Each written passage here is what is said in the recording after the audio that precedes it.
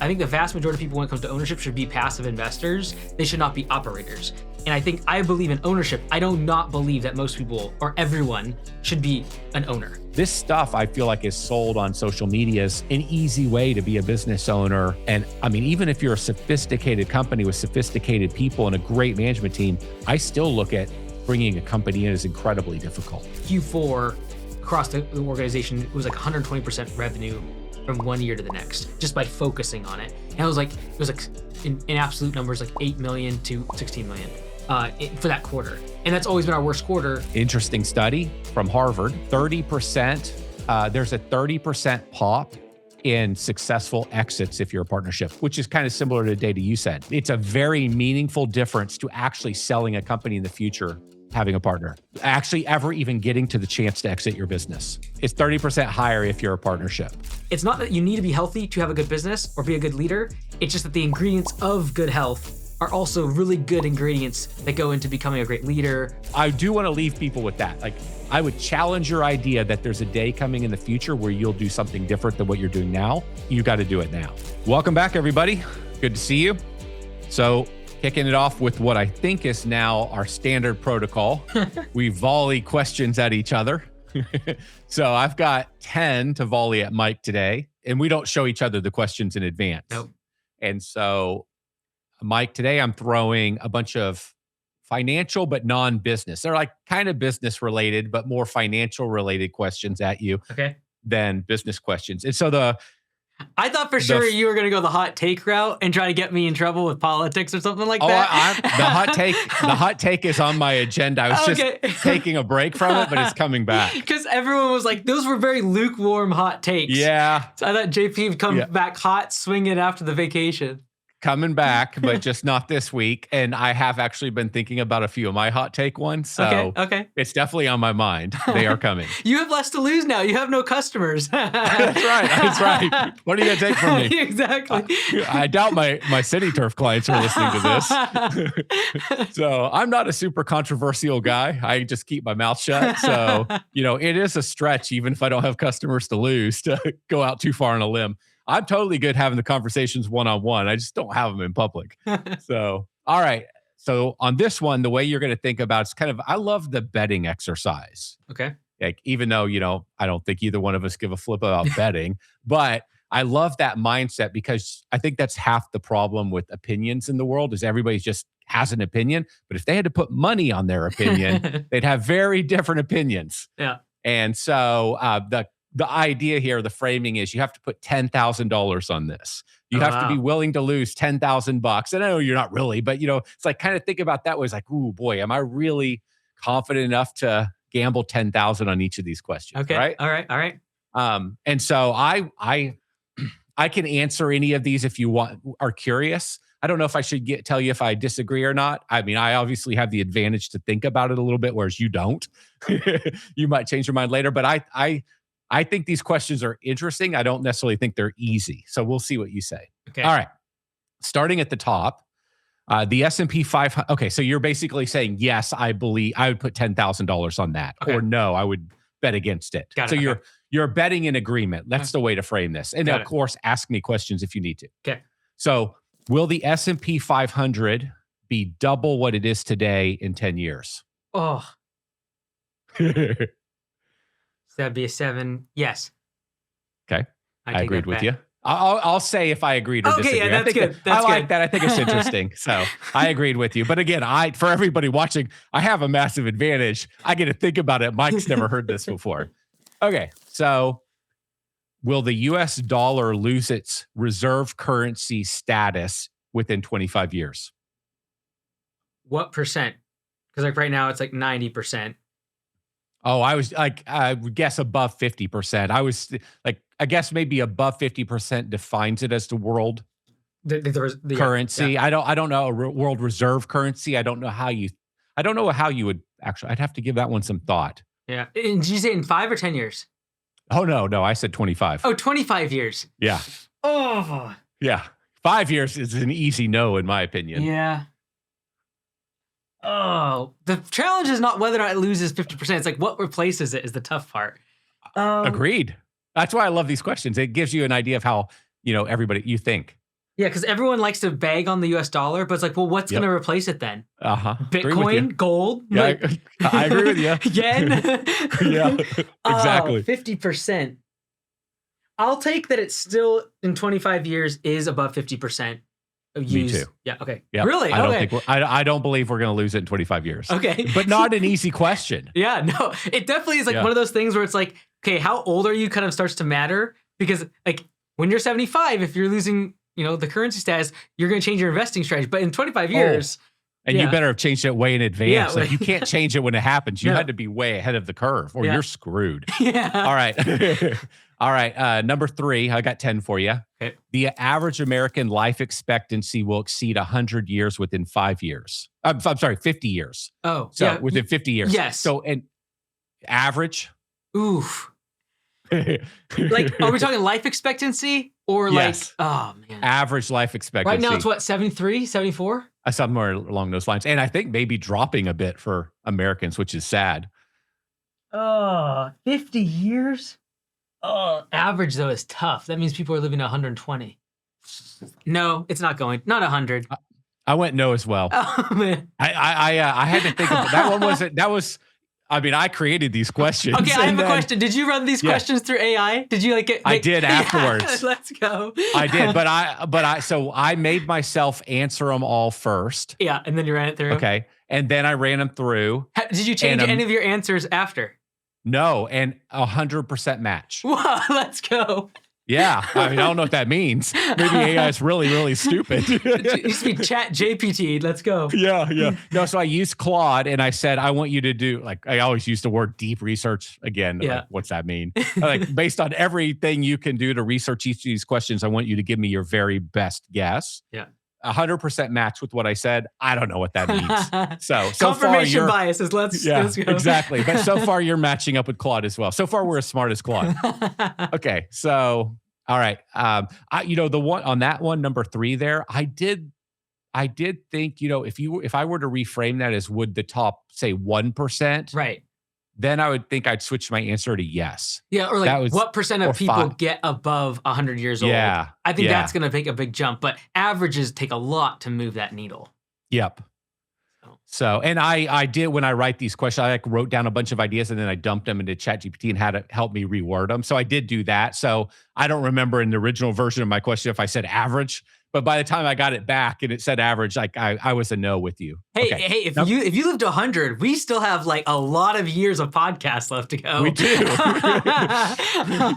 I think we're gonna run out of this. We're gonna have to find a new way to start the show, or by that time we will be very controversial. That's right. That's right.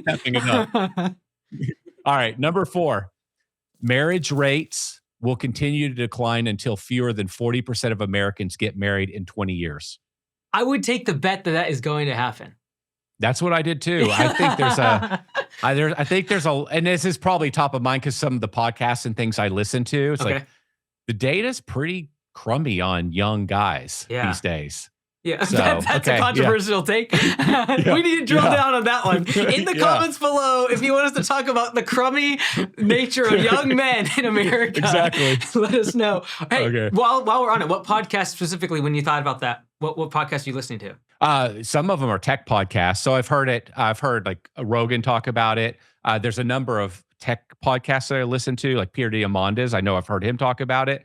I've heard Scott Galloway talk about it. So just a variety of different, those are 3 that come to mind, but I've heard it quite a bit.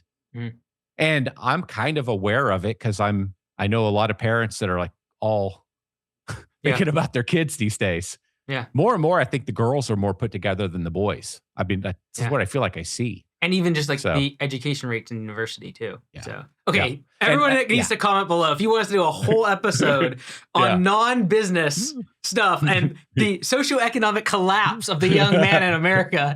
Pull our Scott Galloway hats on. Just let us know. All right. Number 5, a 4-day work week will be the standard for most Americans within 15 years. For a W-2, yes. Okay. I think there's going to be a lot of like 1099 stuff for a day or 2 a week kind of thing on top of the 4-day week. Oh, that's an interesting take. I didn't think so. I went no on this one. I think we're still going to be working 5 days a week. It just may, Yeah, I think so. I mean, who knows? Like, we're Yeah. just guessing here. Yeah. But I think people will be less and less efficient. Like, yeah, they're at work, but they're Yeah. working. But what's that really mean?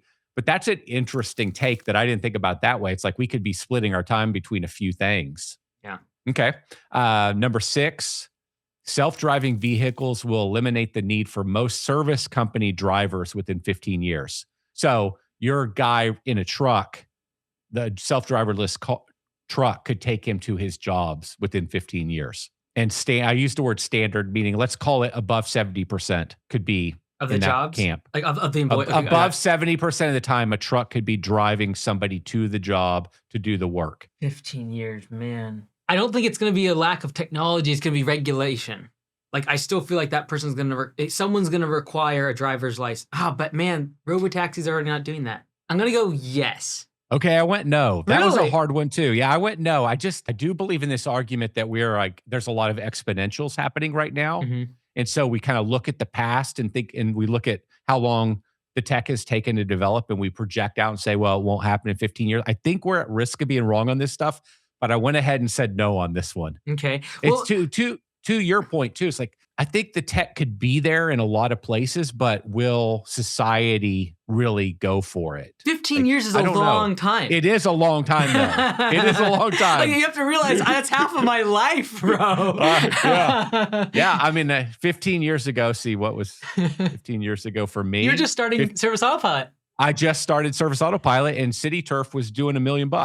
So if AI has reared its little ugly head in that fast 15 years, what's going to happen in the next 15 years, you know? I might take that one back, but I went with no. I gotta stay with it because I went with no. But I think that one I'm wavering. I think at first the legislation, that was my first like apprehension. But when you look at Waymos or you look at robotaxis, even the Waymos, like it's not required that you have a driver's license if you're in the vehicle. I feel like that would be an opportunity is where can you get driverless vehicles, but then have a non-driver be the worker? It would be huge. It would be huge. Yeah. All right. Wow. We are going slow. Number 7, within 5 years, will AI be better at diagnosing home repair problems than the average field technician? Ooh, what service? Can you give me an example or just in broad terms? I was imagining broad on this one. So I was imagining broad, but I was picturing like fertilization weed control problems like bare spots or disease issues or issues with your bushes. I definitely did a bunch of that, but I was also thinking even, HVAC and plumbing type stuff. Mm-hmm. I think if the technician is tech enabled, no. But if you just are taking a raw employee, entry level, not a lot of experience, I think the AI will definitely lap them. Okay. I went with yes. Okay. But I will add one thing that I was picturing. It wasn't purely based on video or pictures. It could be just based on the tech describing the problem in detail to a model and then the model helping diagnose it. Got it. But don't know. Yeah. So I went yes there. I'm amazed at some of the stuff like where I take a picture of it and how accurate it diagnoses things. Yeah. We had this handyman come over to our house and put in a smart thermostat, and he blew the fuse in the HVAC system. And I was like, my goodness, I guarantee you if I would have taken a picture of those things and put it on ChatGPT and just asked it how to do it, I probably could have figured that out.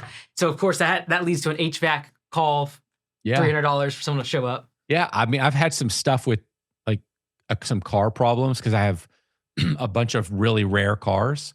It figures it out. Yeah, well. I was just by talking to it. So that's why I included the talking to it element.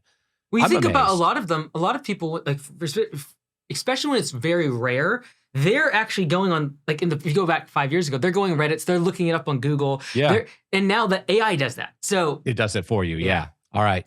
Number 8, labor will remain the single biggest constraint for trade businesses for the next 15 years, regardless of what happens in technology. Constraint to growth? One of the biggest challenges in the business to solve continues to be the problem of getting people. 15 years. Oh. Yeah, these are so far out, they're really hard. I don't think it's going to get easier, but the constraint to growth, I do believe will become more. Okay. I wasn't necessarily thinking constraint to growth. But that is a good way. I just thought of it as, I did say the word constraint when I wrote this, but I was imagining it's one of this. I was imagining biggest challenges inside the organization. Yes. I still think it's going to be hard. Yeah. That's what I did too. Yeah. Yeah. All right. Number 9, the U.S. national debt causes a genuine financial crisis, not a recession, a crisis within 20 years. Yes, I'll take Me that too. bet. Yeah. Yeah. Last one. But just to be clear, based upon our predictions, we believe that's going to happen, but it's not going to reset the U.S. dollar as the reserve currency of the world, based on our predictions. Yeah, I think I can go with that. I think that aligns because I like that analogy of the best house in a crummy neighborhood Yeah. concept. Yeah. We're still, so I suspect that if we have this, you see this happening across the world. I mean, China is not without a massive debt problem too. Oh yeah. Yeah. The Like it's real so estate. easy for everybody to, hate on China, but then also turn around the very same thought and say, well, the US sucks, but China's good at this. Yeah. Like China's got all the same problems. Yeah. And will anyone trust China? Like exactly. So yeah. So I tend to think that it can happen, but it'll happen all over the world. Agreed. Yeah. But who knows? Who knows? more like options like BRICS probably popping their heads up. Like yeah, but that hasn't gone well either. But even there's like more of them, like fragmented, I would say. Yeah. Like more options, even things like Bitcoin in some places.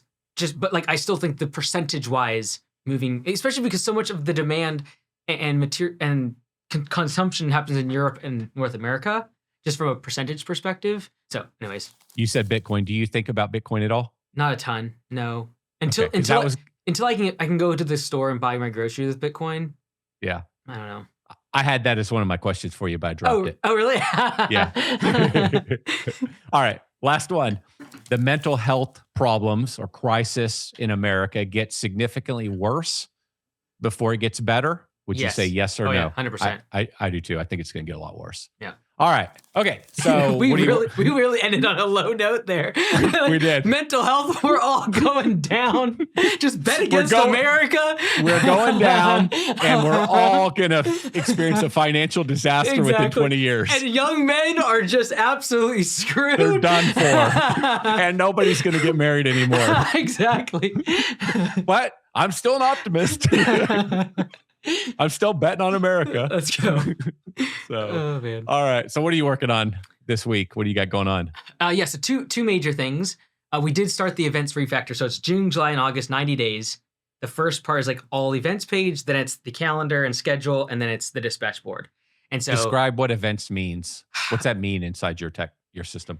Anything with recurring visits, one-time jobs, to-dos, anything on the schedule. And so really the biggest problem is recurring.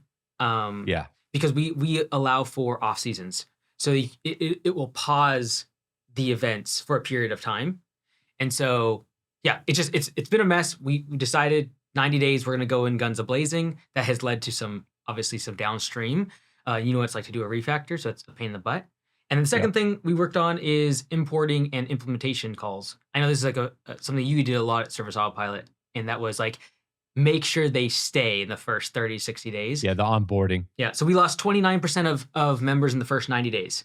And so it's just mostly because it's like, hey, here's all these resources in Academy, but it's not like structured implementation calls. So we now have it where it's like Monday, Tuesday, every single day of the first week, you join for 1 hour on small group sessions, and we will do the importing process for you. Like we were always talking about onboarding, but it was like they haven't even imported their data, let alone know how to use the software to actually then get to activation, which is like invoice, dispatch, send it, get payment, etc. So we finally have it installed, and I think it'll be a lot better. Good. Yeah, boy, onboarding was in the whole. So we owned the business for just about 9 years. I swear, for all 9 years, we talked about onboarding. Like you're always looking for the silver bullet to get people to stick. Do you have many of your new clients, whatever you call them, do they talk to somebody on the team, like a sales call, or do most just sign up online? About 60% go through a salesperson. Those tend to be all the guys that are 3, 4, 5 million. Most of the smaller guys that are joining at the lower tier do just sign up organically. But now it's like we're basically forcing people in these, like we're going to harass them. I totally support you. I want you harassing them with text, email, phone calls. I want you on the support chat. I want them like in these calls, because it leads to way more work for us anyways down the road when they don't know how to use it, or they skip a couple sessions. And so, fun fact, Brent Banks, one of our owners at Augusta, he said he joined Service Off like 9 years ago. And he said that first 2 months he was just harassed to get on, like get in the calls. I'm like, yes, I know we need to do this too. So it's critical. I mean, I think a lot of the like if you could look at Service Autopilot clients that were really happy and you kind of looked at how they used the tech, they were using it like as we kind of imagined. And then we would talk to some people that don't like Service Autopilot and like they're not even using invoicing. It would blow our mind. Like, wait a second. Manually putting things into QuickBooks and sending out invoices and payments. Like, no, it's all here. So the implementation was so incredible. Do you guys, we'll move on, but do you do one thing that really helped us is having the sales team do a actual intro handoff to onboarding, like almost three-way them in and introduce them over to the onboarding team and hand them over to onboarding. It also helps with keeping the client from constantly calling sales back because now they have a new relationship with somebody on onboarding. But that was a little thing that absolutely helped us. Like do the intro, hand them over. We're moving you to the next phase. Here's what we expect from you. Here's how you can, we want you to be incredibly successful. Here's how you can get success. This is whomever, and he's going to take it from here. You're going to love him. Was it actually on a live call or you just did an email? A live call. Okay. All right. Yeah, I don't know if it'll work for you, but we made that change and we never stopped it. Hey, well, you labeled me last time as the guy who rips stuff off and just implements, so I am all in. Let's go. I'm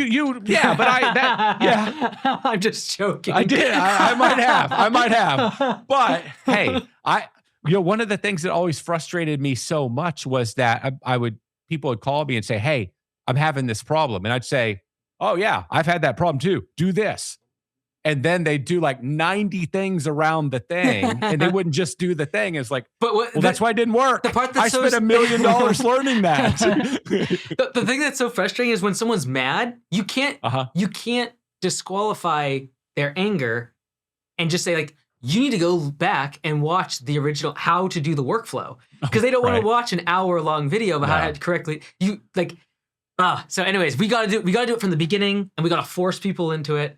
And they won't like it, but it's a whole lot better than 6 months in and them not knowing how to do it. So anyways, thank you for the feedback. Stay the course on that. It's it's so imperative. Yeah, I appreciate it. So frustrating too, because you'll still be talking about it in 2 years. Hey, it'll be better than today. What are you working on? I know you just got back from your vacation.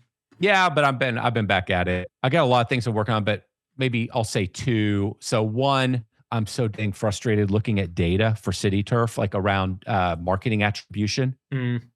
And so I just cannot get LSA to perform at a CAC that I'm happy with. Really? This would be something I'd be interested to talk to you about. Yeah. Now, I will say I'm not looking at my LSA data by service line. I can't, it's really complicated. But if I look at it as a whole, the numbers are just, the LSA is still one of my worst, it is my worst performing of all channels. Really? What's your close rate on it? I believe it's in the 30% range, which is not good for us. But one of our single biggest problems is, I'll give you an example. We've got it right. So I've been testing stuff. I've got it locked down right now to only calls, no messaging. Okay. And I know that's a bit of a challenge, but I have it.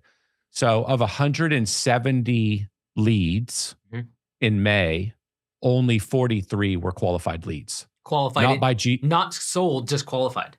Just like they were not cut. Like the majority of everybody clicking on it are our clients. Are they actually getting refunded though from LSA? But we have to fight a lot of them. Really? Like it's like we don't necessarily get them all. It's really running up it's like it's the single biggest problem we have, like getting Google to refund us for all the clients. Because sometimes using AI.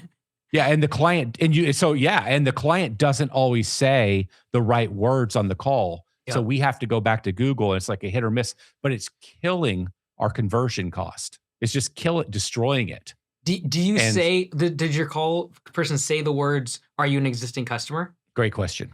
That's been really helpful for us. I believe we do, but that's a great question. We have somebody that's listening to every single call. We have basically somebody that listens to every single thing and scores it and notates that. But I'll check on that. That's a good little. And then the other little thing might look into, there's a little service called LSA Respond. They do a great job. And they will actually do like the fighting for you. And, and also you could turn on the text because they'll do the immediate responses too. So just they do? Yeah. Oh, So they will take care of all of like, it's just basically you don't have to respond to LSA. oh, how interesting. Do you use them? A lot of our owners, we have a preferred vendor relationship with them, but it's not expensive. Oh, wow. That's very interesting.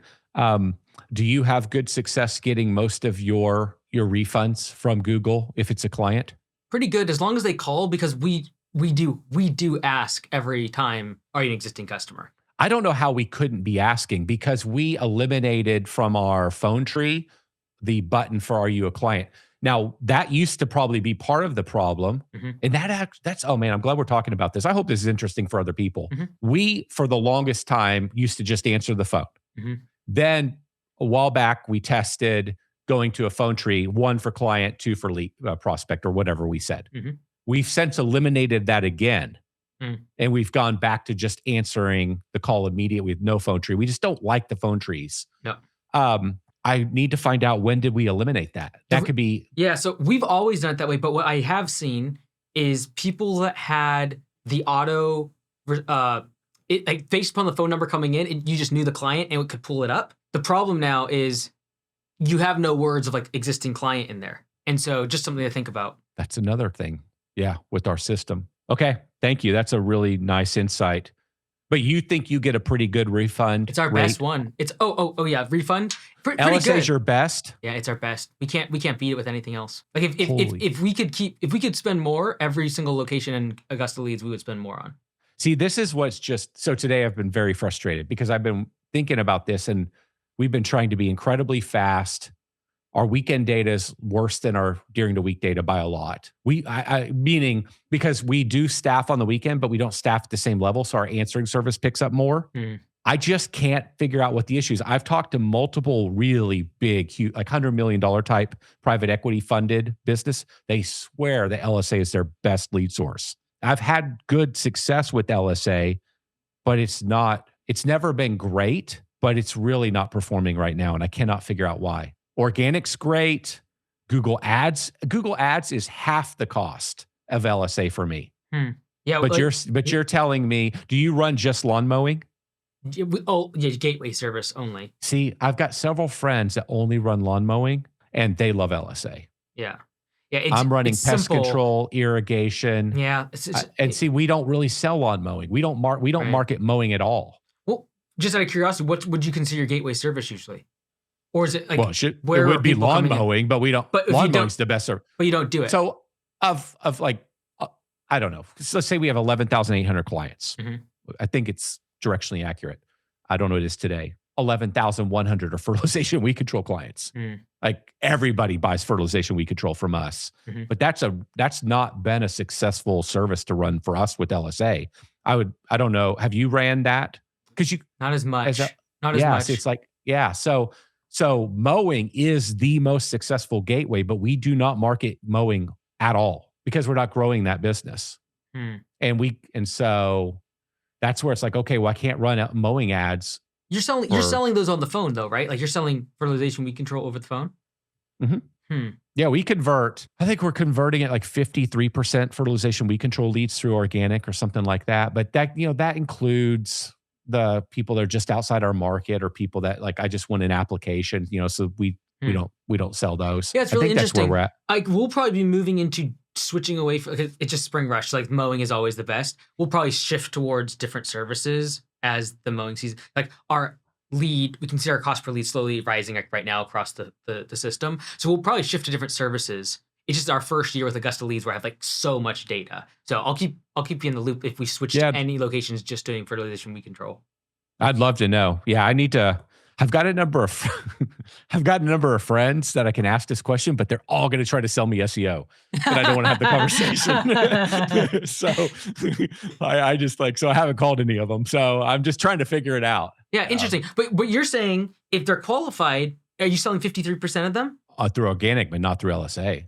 So LSA is the one that's 30.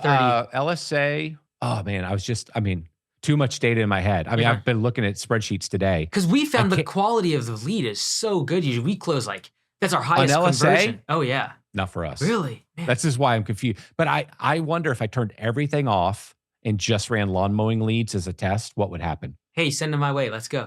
Yeah. I'll take them. How much were you buying for? I'll switch leads. So you've been working on you've been working on LSA stuff, data, marketing data. Yeah, data. Yeah. I'm really frustrated by it. Like I'm so frustrated because I just can't why. I can't figure out the why. I've talked to a number of other people that are in front of a lot of like revenue. They're like, yeah, some of my clients use LSA, some of my clients don't use LSA. Today is so frustrating. Today's one of those days of like, why am I doing this? I really don't. I could just be racing a car around the track. Why am I doing this? You know what's so funny is we both have the same thoughts, but for different reasons, right? You literally don't need to do it. For me on the hand, it's like, why do I put myself through this? Like, just lower your goals. You don't need to do this stuff. So that's interesting. I mean, this is, but there's no way I wouldn't because the minute, this is my joke. Like as soon as I'm in a car on the track, the single most important thing is full on 100% focus. You're going, like it could go really bad. And my brain's thinking about work. Yeah. Like, what is wrong with me? Man, that LSA ad, goodness, can't get that thing segmented correctly. I'm riding a dirt bike through the trees trying to keep up with guys that are faster than me. And if I'm not going full speed, like as hard as I can go, my brain gets distracted and I start thinking about work. I have to be going all out on whatever I'm doing or my brain gets noisy. It's so frustrating, but I could never do anything else. At the end of the day, I still love this stuff. It just like, why? All right. All right, here, what are we? We're like 35, 40 minutes 30 minutes deep. There's our cold open. Question number one.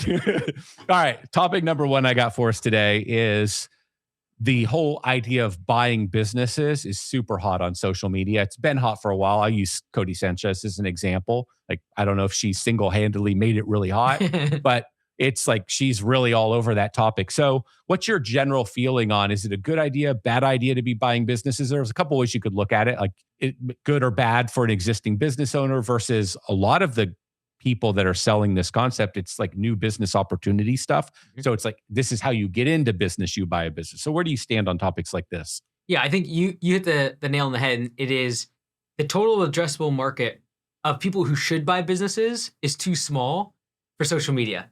And so we've got to dumb it down and make it where you can just walk into a business. They're old. They got gray hair. They don't have kids. They must be wanting to give the business away. I can step in and do it. So I'd say as a rule of thumb, I don't think new entrepreneurs should really do it. I will asterisk that by saying that I have done it. And that was, I bought Anytime Fitness. And so. Oh, yeah. Yeah. So how old were you when you did that? Oh, man. 21. Okay. Yeah. And so, and essentially I did it for $0 down. So like the quintessential no money down, I kind of pulled it off using the SBA loan. Basically how I did it was the $50,000 10% down payment. The owner basically said, hey, I'm going to hold 1 month of revenue, remit that's called at Anytime Fitness, of membership dues. So the day you get it, you can take the 50 grand out and go, pay yourself back essentially. And so I just had to float the 50 grand for about a week and a half to 2 weeks. And then the business cash flowed from day one, even after the loan service of I think I'm paying like $5,300 a month back then. I paid it off, but the loan payment was like $5,300 a month. So I kind of did it. However, I would say I had some unique advantages. I had worked there as an employee for 3 years. I knew the owner, Anthony, ex-military guy. He was my first boss. I got hired there when I was 16 as a trainer. I knew all the clients. I knew the area like the back of my hand. I had a lot of built up trust with the owner. So even through the negotiations, I just trusted him a lot. And honestly, in hindsight, I did not do enough due diligence, but I could trust him, and that's why it could work. Also, another unique circumstance was it was a small town. There's no competition. So Blaine, Washington has 6,000 or 7,000 people. There's not enough room for another gym. And there is no second player. There's no Planet Fitness ever going to move in, or Equinox, or no one else is moving in. And then the other unique part is the franchise had the systems that I needed to be successful. So I didn't need to be an excellent operator because there was already so many systems put in place and parameters that you can and cannot do these certain things. You can't just go whip up a nutrition plan or start some other type of equipment or paint your walls, whatever. So the franchise system was good for me being a young entrepreneur. But I think that the social media version of buying a business kind of underweights two things. I kind of bucketed into two things. One was debt risk. And And that's like, can the business actually afford or survive a bad season when you're servicing the loan? So like if I had the $5,300 per month in debt payments, if you take that out of what used to be the net income, is there any money left over? Yeah. Also, I think when it comes to debt and financing, like a lot of times people are like SBA, easy, no money. It's not easy to get SBA financing, and it can be like 6 months long, let alone if the business doesn't have clean books. Fortunately, Anthony was he already had like 6 clubs, so it was like very organized. It was really clean. It was easy to get onto like the landlord transferring the lease. But a lot of times with SBA financing, like you have to have stuff buttoned down. So that's like the debt side. I think people just kind of assume they can just get money, and that's the part that people just like glance over. It's like, oh yeah, SBA financing 10% down. It's like, whoa, like we're crossing a bunch of bridges here. Like, will the SBA invest? Are you able to afford the 10% down? Will the business service that debt? So that's the debt. The second part I think is a risk that's kind of glanced over is operator risk, and that is the buyer actually capable of running the business? A lot of times, any successful business or small business, that's like the boring business thing. If it's under $3 million a year, almost always it's a result of a great operator. And so if you take that person out, will the business still run? Depends on, is the person replacing them going to be just as good as them? Great operator. And so like that operator risk, I think, is something that is overlooked. And then I'll bounce back to you. I have a couple other thoughts on this around owner financing too. But those are the two kind of buckets I think that is overlooked, is like debt risk and then operator risk. Yeah. The other one that I think of this stuff as selling a business opportunity. I kind of alluded to that. So I think it's dangerous because a lot of the people that are buying don't really have the experience. And so you're not really, now you're being thrown into something where you can't learn your way as you grow it. Now you got to like come up to speed really fast, and you're possibly inheriting bad culture, bad employees, family members that were working in the business that want to stay there, like problems. And like if you don't have quite a bit of experience, how do you even navigate that? Like, for example, if I were buying a business, the first thing I would spend a lot of time doing is figuring out who the people I have in the business, like what's the capability and quality of the people in the business, and what should they be doing? What should they stop doing in the business? That's a skill that I now have because I've done a bunch of stuff. If you're new to business, how do you do that? Like, so just that's really, really challenging in my mind. I don't know how most people overcome that. The other thing I was thinking about on this one is I know a lot of really, really wealthy, successful people. Again, my way I think about bigger businesses. I don't really know any that have bought their way to where they're at today. Like almost everybody I know started their thing and built. That doesn't mean you can't buy your way in. I also know some people that they came up through the family business. I know a number of people that did that. They turned into great entrepreneurs. But I don't know many people that started out and bought a business. I do know in the trades from having done Service Autopilot, a bunch of people that bought a business and it got them into the industry. But I don't think most of them would say it was a great experience or a great deal. It was probably a mistake, but it got him in the business. And so, yeah, it might have been a mistake to buy it, but it also you might not have ever got in the business had you not bought it. It's kind of that thing. So I tend to be a little nervous for somebody starting out buying a business. That's where I stand on this. Yeah, a lot of times the social media kind of talks about owner financing, but a lot of times that includes a balloon payment. It was like, well, it's 3 months or 3 years, interest only, or like low payments. And at the end of 3 years, all you gotta do is improve the business and then you'll be able to refinance it. But we have to assume that you are good enough operationally to make the business worth more or cash flow more, that when you go to a bank, they'll actually like give you money for it. And like, yes, we will give you a loan for this now. And so there's also stuff around like, is the entity structure even set up correctly? Are you taking a whole bunch of liability? And to your point, like there might be bad culture. The other part is like, there might be some really good employees that love the owner. And when you buy it, they leave, different. Right? Yeah. And so I think overall, it's kind of a great starting point. It's not really a good starting point for new entrepreneurs, but I do see it as healthy for expansion and more of a growth engine. And this is something that actually came up on the mastermind for Augusta the other day. People were asking like, hey, will you ever do like acquisitions? And because they were mentioning how like Amazon and Apple have like had 100 acquisitions, et cetera. And I said, in part, the tax code when it comes to a C Corp really does incentivize spending your money. Because otherwise, if you take that money out and distribute it to the shareholders, you're having double taxation. And so, although I have no idea or thoughts of doing acquisitions, it starts to make sense why a larger company starts to do acquisitions. And I know even originally when you had the private equity come into Surface Autopilot, that was the original thought. It's like, hey, we're going to go out and do acquisitions and bring and bolt them in. And so I think times people hear even someone like Alex is like going out and buying companies or taking stakes and like bringing it together and doing a roll up, et cetera. It's like, we're talking about a very different type of business in terms of size, in terms of sophistication, and skill level of the people operating it. I think I can count on one hand how many acquisitions inside of Augusta I've seen go well, and I can probably give you 10 examples of ones that went bad. And so the math usually isn't on the side of even trying to do the whole like, acqui-hire or like I should like even the expansion side. When you take another brand, you try to pull it inside. There's still a lot of things that have to change. A lot of operators don't have the skill yet for that. And it's a lot of times they're just trying to bypass the time required to build something great.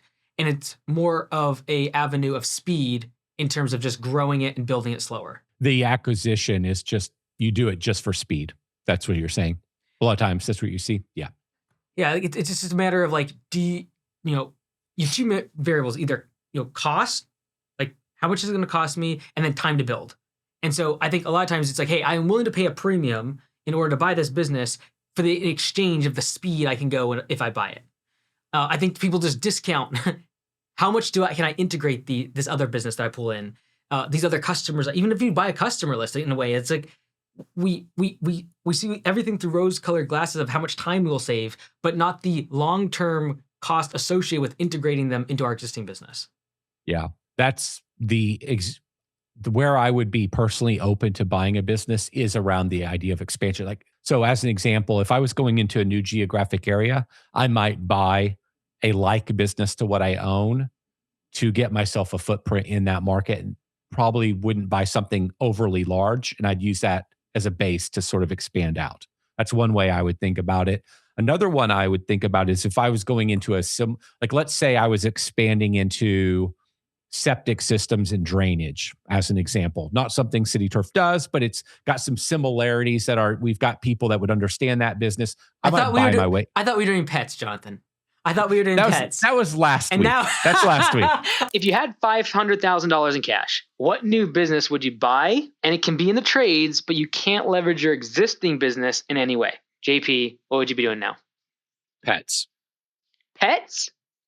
Oh, I did not see that coming. Okay. I've been thinking about this for a while. I saw your $40,000 dog video. I'm done with pets. I'm done with pets. Yeah, that was last week's news. I'm now on to septic tanks. That's right. Let's go. Yeah. So now that we're buying a septic tank, like if I was thinking of, okay, I'll save this. Pets just is too different of an add-on to CityTurf. If I'm starting from scratch, I'll do pets. We already have it in the logo. Exactly. We already have it in the logo. There's that. But I do like the idea of if we were to get into a new business line with the money that we have and the experience we have, I would be very interested in buying my way into that. Mm-hmm. It's a similar concept to if I'm going to spin up a new division in my business, I'm going to go hire a leader from the beginning that can run it. That has done it. It's got tons of experience versus us just trying to fully figure it out. So if I'm getting into a new line of business, I would be open to, with the capital I've got and already having experience, buy my way in. And it doesn't need to be a giant company. That's one way I would think about it. And then I had a similar position to you in that if you've spent tons of money and your CAC is going up and you're just not getting the speed of growth that you want in the market and you've got the money, you could buy more speed by acquiring inside your market. But the whole, just like onboarding new people into your technology company, that's one level of pain. Imagine onboarding a new company into your company. Yeah.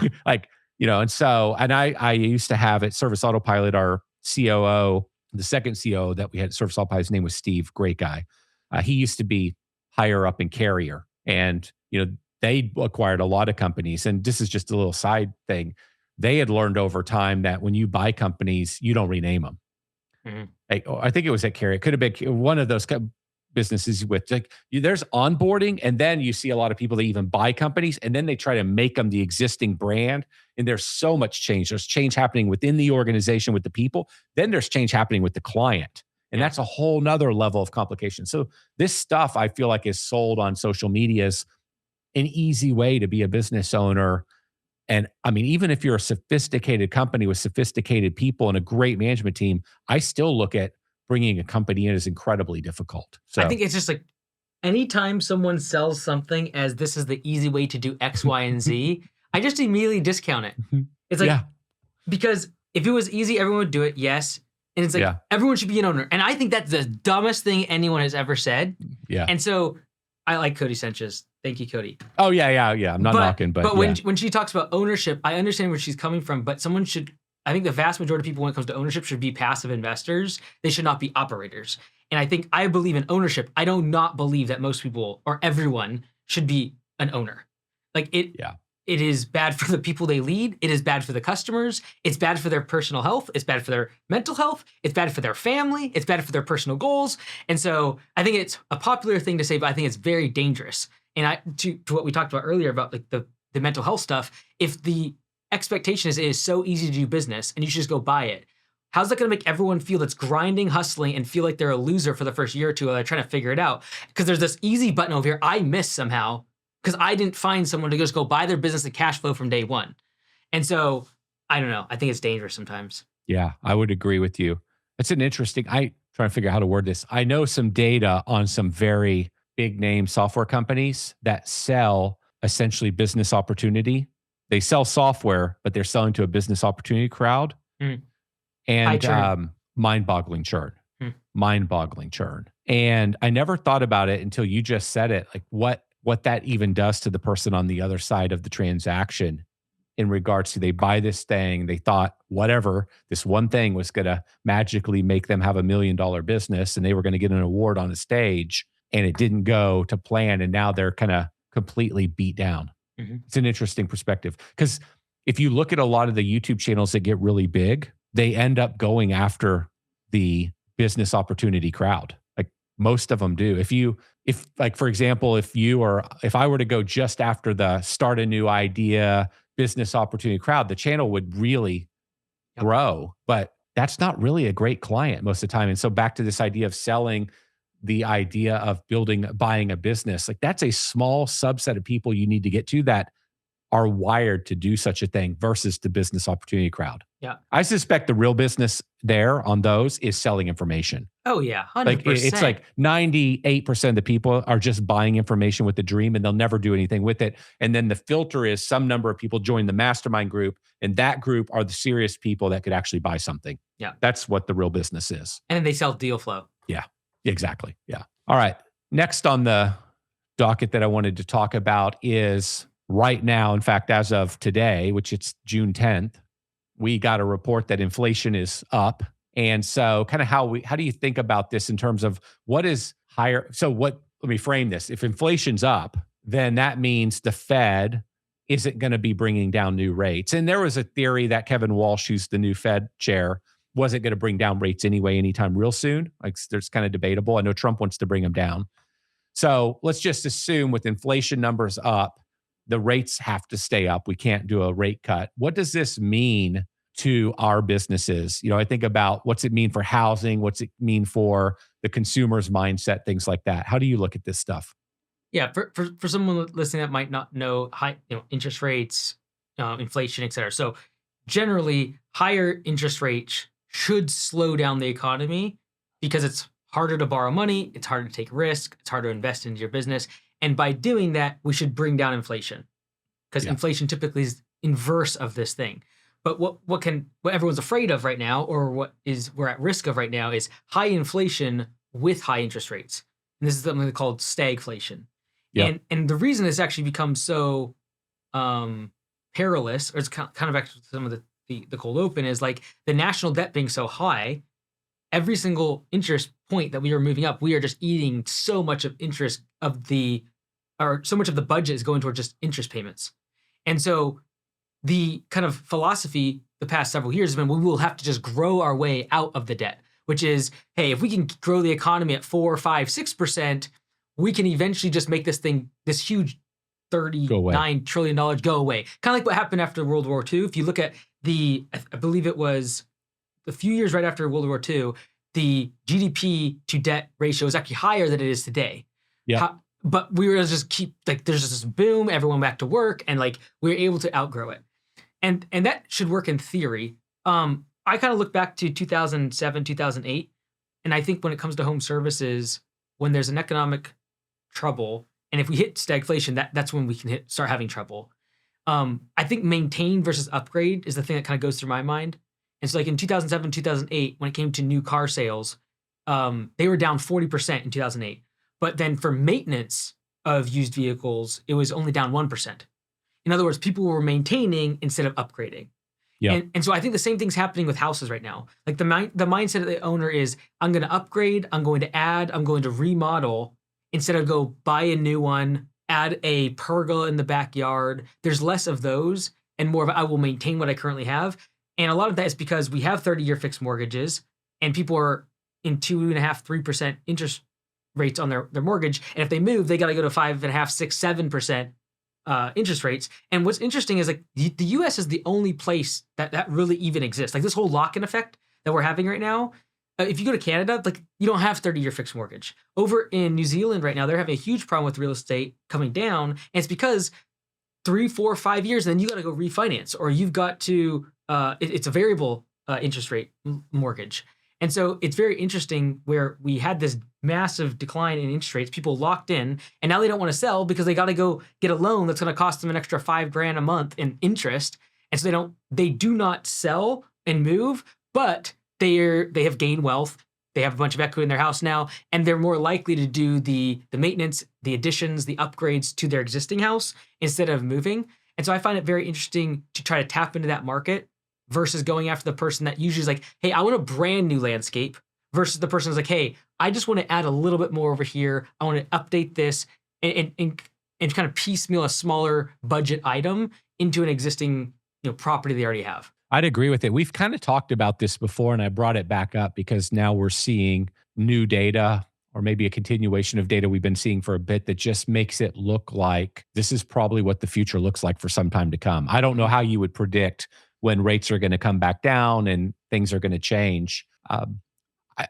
There's a part of me that thinks the rates. So here's the way I think about this. So one negative of the rates, people not moving, is it then makes it harder for me to go on one hand, get new clients because they're not turning the home. So they're not shopping as much. Right. So a little less lead flow. On the other hand, there's an argument that, well, they're turning less. And so they're staying with me longer. And so I have lower churn. So like, which is better? So my general theory is if you're a smaller company, the homeowner not moving is not as good for you. If you're a really big company, the homeowner not moving might be better for you. Yeah. I don't know. That's kind of how I think about this.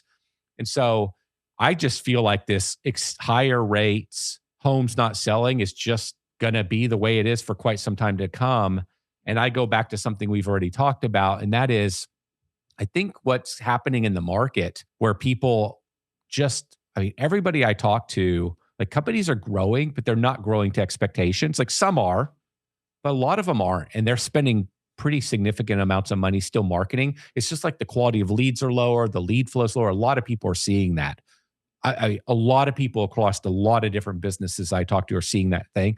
And so I tend to think the biggest challenge we're seeing right now is just general nervousness in the consumer, this general, like between the Iran war and fuel and oil and all these other, and all the negative stuff that are in the news. Again, all stuff we've talked about. I think that's to a large degree what's going on right now. And I just think it's going to continue. I don't know what's going to have to happen anytime soon for that narrative to change. Mm-hmm. Where do you stand on that? Yeah, I don't like to talk about it because it seems like I'm talking about Augusta a lot, but like it is so interesting to compare that data versus what we see at Home Service Web Design. It's incredible. But I will say we've seen the lowest churn this year and the least people leaving over price increases. So like I just someone raised their prices on 150 customers, lost 2 people. And he's raised prices last year. He's in profit mode. I think to your point, people with equity in their house aren't moving. And I think that's an opportunity. And a lot of us got very lazy selling to new homeowners or people who had just moved in 2020, 2021, 2022, when everyone was moving. The way to get a lead was to market to someone that just moved into their house. Yep. And They're all now- looking on Google. Yep. And now we've got what you get a great video the other day, speaking to the pain of the customer, and that usually revolves around the unreliability of their service provider. And if you're able to deliver on that aspect, you can take the customer from the person that is doing a poor job. Yep. And so I think shifting marketing to that is the move. And That is my belief. Yeah. That is a perfect way to encapsulate my view. and what I think is And I think it's going to persist for a while. yeah, because like 2020, 2021, 2022, everyone was getting leads, but no one was distinguishing where these leads come. It's either new homeowner. Like it's really only 2 times you get a home service provider. It's I moved. That's like a very peak time to be able to get the customer. And second is I'm unhappy with my current provider. Everyone Yep. was getting these people because people were so transit and like moving so much, and our churn was through the roof because people were just moving. It's not happening anymore. Our churn is down. And the only way to get customer now is to shift our marketing towards going after customers that already have a provider. So instead of saying, hey, save your weekend, no, they already have a provider. Like they don't need to worry about saving time on the weekend. They already have someone. You've got to convince them to switch. And Yeah. the way to speak to that pain is very different than I'm going to save you time or we're going to show up in professional service. They already have a service. I think a lot of people have missed that shift. And so because of that, their marketing isn't working, but it's because you're marketing to the 2020 to 2023 client that just moved and is looking for a new provider, not the person that's had service for 20 years and needs a better person because the other person stops showing up. I agree with all that. I don't have much to add. I agree with that. I have a proposed solution. I think this is a proposed solution for all this problem with the housing market, okay? Okay. Okay. Now, I think it would not be good long term, but I think in the short term, everyone would like it. Now, that's how the United States, we are great for that, right? Short-term gain, long-term, we'll pay for it down somewhere on the road. Hear me out. I feel like this could get passed too. What do you think about portable mortgages to solve this? This is a conversation. Yeah. Like, Yeah. I think in the short term, it would be a boom. In the long run, it would make housing costs go through the roof. Because if you could port your mortgage over, the likelihood that people that can move now would go you'd have so many buyers. Which would run up demand, which would run up Huge. housing prices. I guess you could argue then that people would be moving, so there'd be more sellers in the market. But even then, Yeah. that would be a That's boom for home services. That would be the dream for home services right there. That is an argument. Like you don't know how much supply will come into the market when people are like, okay, I want to move, but I can't because I got a 3% rate and it's now 6.2, that Mhm. kind of a thing. Yeah. So I don't know if you'd find equilibrium or if it, Like the difference Yeah. of someone buying a house 4 years ago, 5 years ago, it's almost like if you got that 30-year token and you get a portable mortgage, that set you up for the future. How is I it- think this would get votes. That's what I'm saying. I know I've heard people talking about this. If someone proposed this, anyone that owned a house would want it. I will say though that anyone that doesn't own a house is really toast. So I would think it would rate, I have not thought about this at all, but wouldn't it need, one of the challenges is the whole idea that I can give you a 3% loan or 3% rate because I know the data and the data says on average, you're going to be out of that house in 6.5 years. So I don't have a long risk curve.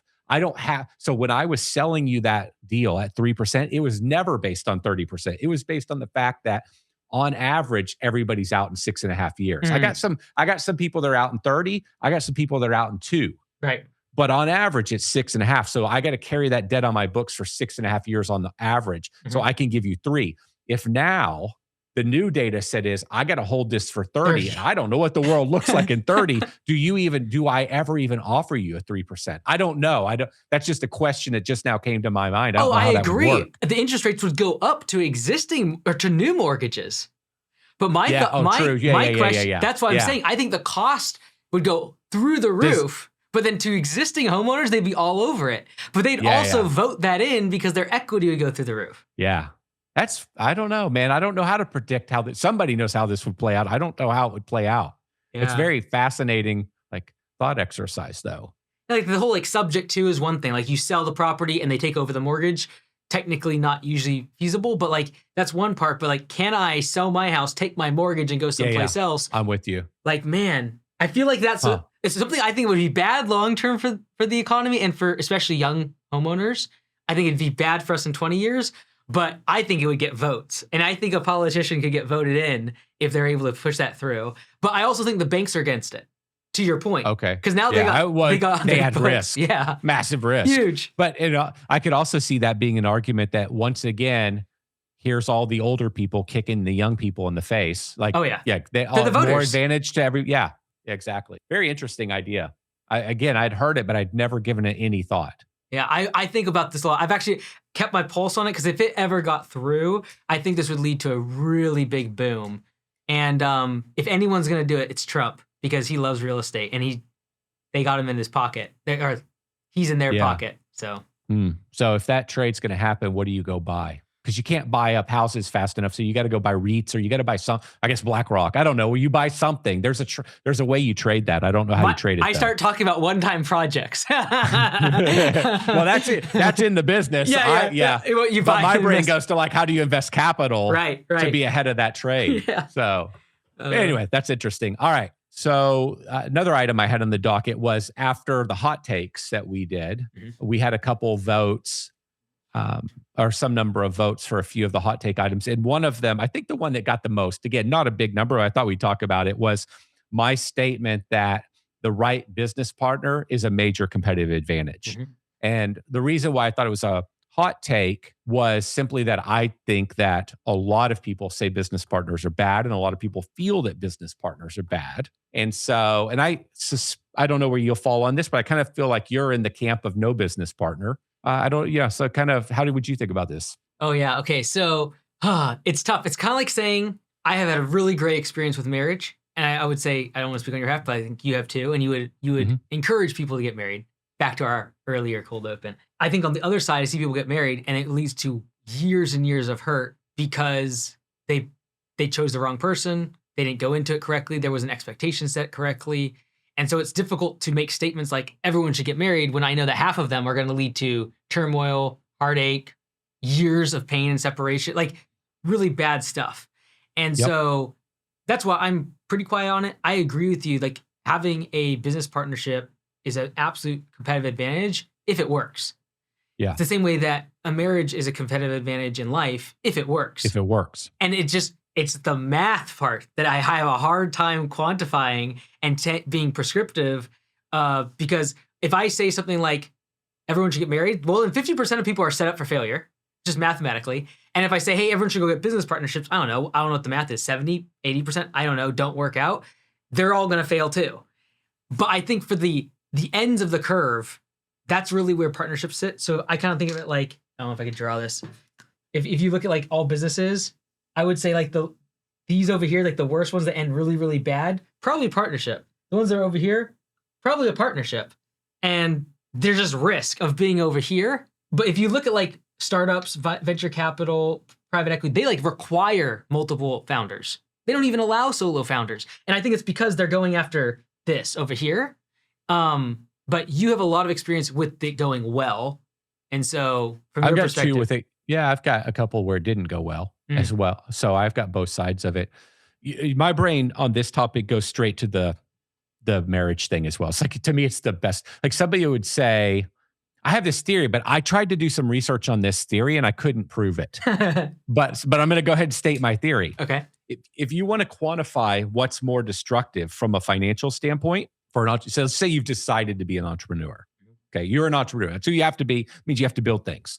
What's more destructive? Having one of the businesses or a business partnership fail and it dissolves that business, or you get a divorce and you lose half your wealth. My theory is the bigger wealth destruction is marriage than business partnerships. I can't prove that though. I tried because I want to make that one of my arguments. It's like, so there's this part of me. It's like, okay, on one hand, we say I would never be in a business partnership. Well, then I can throw all the same data at you and say, do not get married. It's just as bad. Yeah. But most people are going to get married. Yeah. It's like, so not in 20 years, not in 20 years. Not in 20 years. And so my argument is, okay, why would you say, well, no, I'm still going to get married, which I'm an advocate for. Well, because you're going to put a lot of thought and effort into it. You're going to try to do it differently. And you're going to be thought about it. You're going to spend some time before you jump into getting married. Like you're going to put in maybe the argument, maybe it's not black and white. Like somebody comment in the comments about Dave Ramsey being very negative on partnerships. Yeah. The only ship that doesn't sail is a partnership. Yeah. And so I went and did a little Googling on, because I didn't know what his position was. I didn't know that actually was his position. So then I found another quote by him, whether or not it's right or not. I don't know. It's like he was quoting like 70% of businesses fail due to partnerships, or 70% of partnerships fail. Okay. So I did a little research on that. And the best I can tell, and my data is going to be kind of wrong, if you take the startup phase out of it and you just say it actually ended because of the partnership, the data might be closer to 30%. Yes, lots of partnerships fail, but did they fail because they were a partnership? True. Or did they fail because they're a business and most businesses fail? And is the partner an easy scapegoat as to why the business failed instead of just saying, I stink? Yeah. So another interesting thing, I could have never articulated this, but I had to go look this stuff up to be able to talk about this today, because I've had positive and negative experiences. And my positive experiences have outweighed my negative experiences, but I can give you pros and cons. Interesting study from Harvard, 30%, there's a 30% pop in successful exits if you're a partnership, which is kind of similar to the data you said. So it's a very meaningful difference to actually selling a company in the future. Valuation? Having a partner. With the 30%, is that valuation?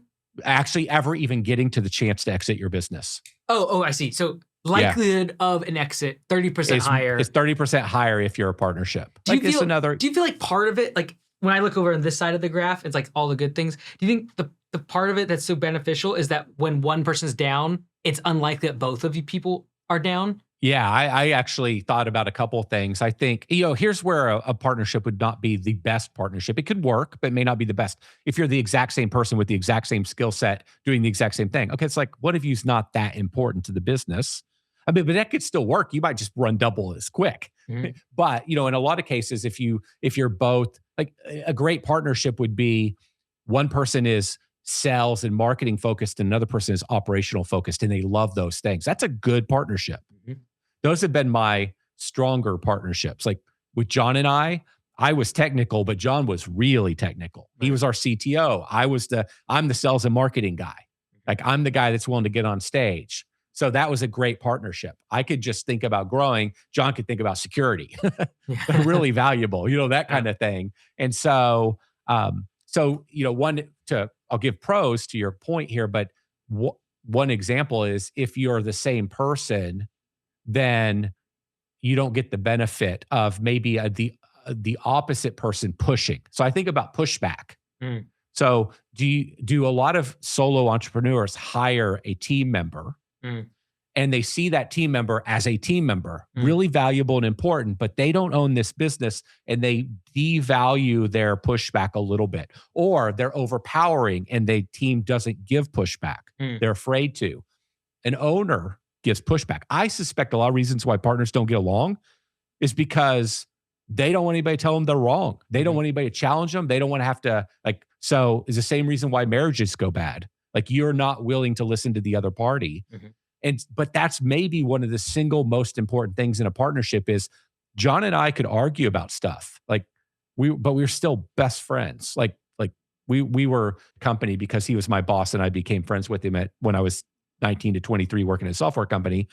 But we could push back hard on each other and argue, and he could get mad and he could be really mad, but I knew it didn't change anything in our relationship.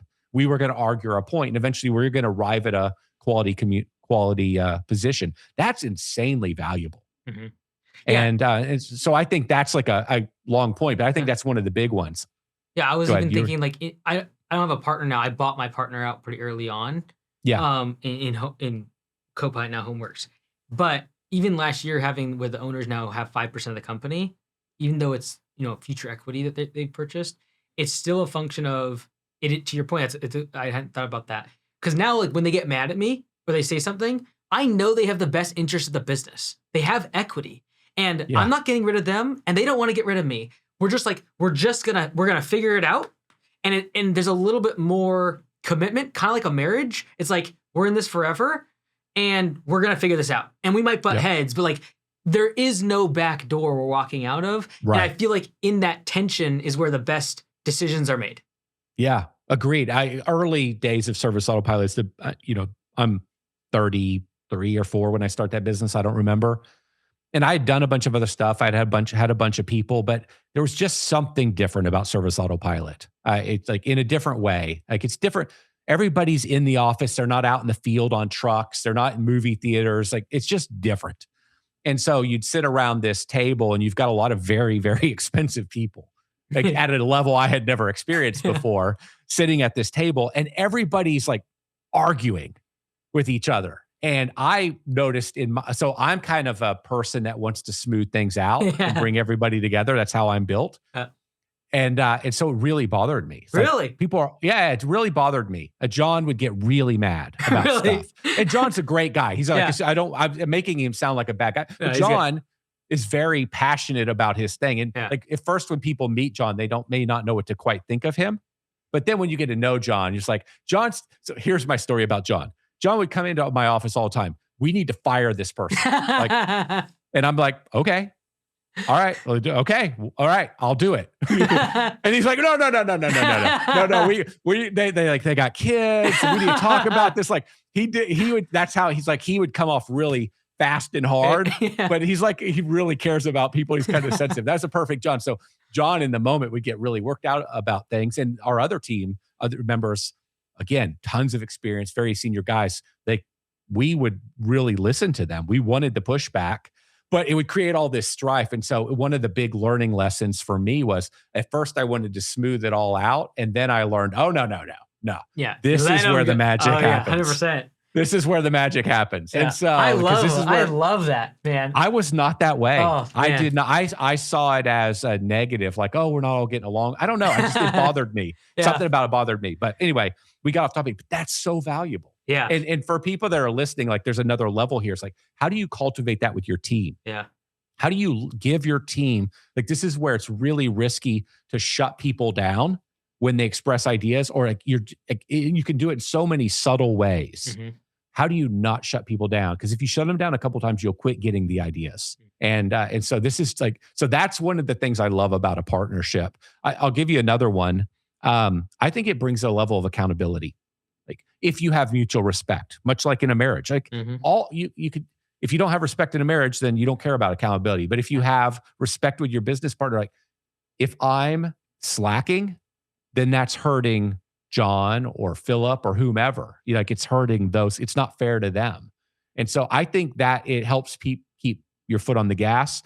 And then another one I would say is we talk about like business groups and masterminds, how lonely business can be. If you have somebody else you're kind of going to war with, that's really valuable. It's like, I think you said this, like on the days you're down, maybe they're up, and you kind of build each other up. That's a great partnership. So those are some of the things I'm really a big fan of. But at the end of the day, it all comes back to how did you pick the partner? Yeah. And then what protections do you have in place if it doesn't go well? Yeah, like back to the arguing part. I love that stuff. It means people care.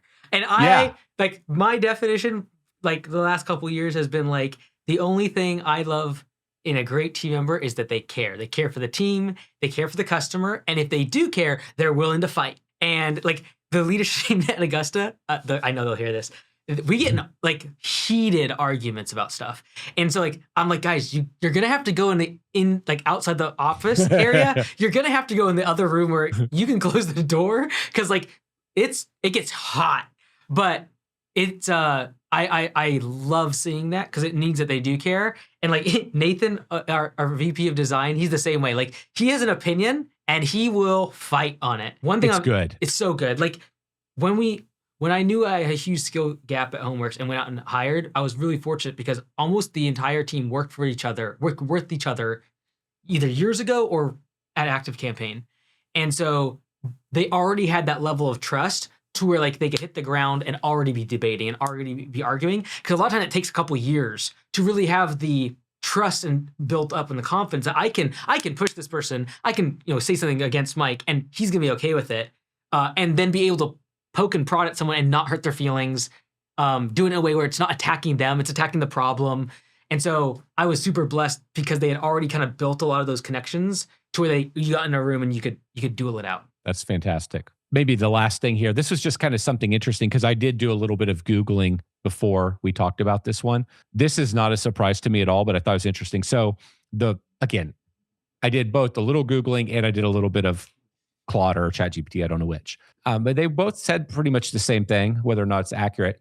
The real number on divorces is around 39 to 40% in the United States. And the divorce number for entrepreneurs is around 48%. So that's interesting, which has always been my theory that business is destructive to relationships. And a divorce number is like only a part of the story. Yeah. How many people are married? But like the relationships are not awesome. I mean, I feel like that's generally the story of marriages, unfortunately.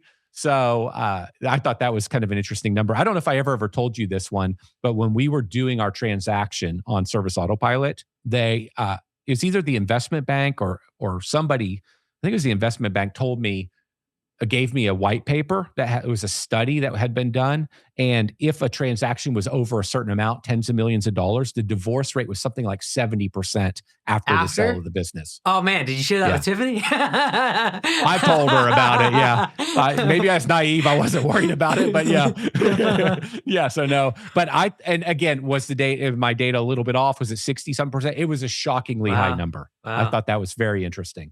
So you want to stay in the middle. You don't want to get too successful and you don't want to fail. You just want to be a decent entrepreneur. Oh, I don't know if that's the takeaway, or maybe you just work on the marriage. Yeah, it's interesting because like what's funny, I remember from my psychology class way back, probably one of my first, like I must have been 13, 14 maybe. But like I remember the 50% being thrown around, and I did some digging. I'm like, it's not really true. Like the thing that I found interesting is the second marriage divorce rate. So here's my question. If someone has a failure rate in their partnership in business, do you think they're a toxic asset now to be like, if someone else came to you and said, hey, I had a partnership and it failed, is that a red flag to you? I would think about it, but you do kind of have to know the context. Yeah. Cause like the divorce rate jumps a lot after on the second marriage. And third. Yeah. You can just compound. It's like you're an entrepreneur, you have multiple marriages, and you had a $10 million exit. So, I mean, it definitely would create question marks. There's no doubt about that. Yeah. I think it goes back to like that, the same way that you would say marriage is good. It's also like, well, what about the courtship? Did you spend some time with the family? Yeah. These other things. The same thing I think is true. It's like, well, of the 39% that got divorced, what's the percentage that spent a couple years courting, that went and visit their family, like all those other aspects that you would have put as asterisks or recommendations before getting into the relationship? I got to imagine, like this, I've always heard, whether it's true or not, one of the top reasons people get divorced is over money. Mm-hmm. They have different philosophies on how you spend money. Yeah.